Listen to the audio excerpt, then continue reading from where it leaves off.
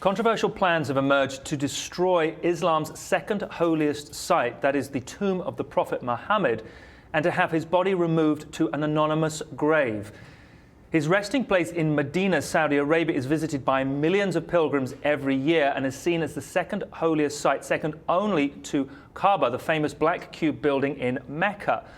But it has emerged that a Saudi Arabian academic has put forward contentious plans to remove his body on the grounds that worshipping his grave constitutes idolatry, which is banned by the religion.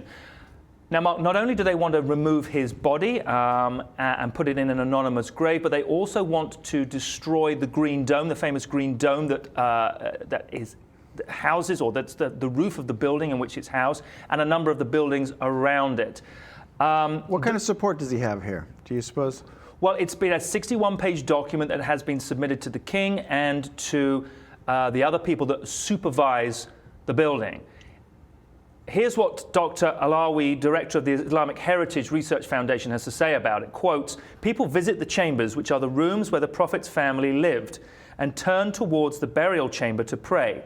Now they want to prevent pilgrims from attending and venerating the tomb because they believe this is shirk or idolatry. But the only way that they can stop people visiting the Prophet is to get him out and into the cemetery." Now, there's no suggestion that this has been approved or that is going to be approved, but it's out there in sort of theological think space, if you like.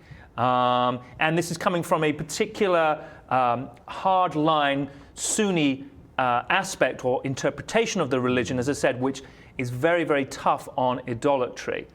Now, all of this you may just sort of dismiss and say, well, it's just an aspect and it's one way of thinking. However, you have to bear in mind or remember that not so long ago, or very, very recently, there was a report that up to 95% of the surrounding buildings, the heritage buildings, some of them 1,000 years and more than 1,000 years old, surrounding Mecca, have actually been destroyed. Now, this was something that was kept very, very quiet, or has continued to be very, very quietly kept secret by the Saudi Arabian government.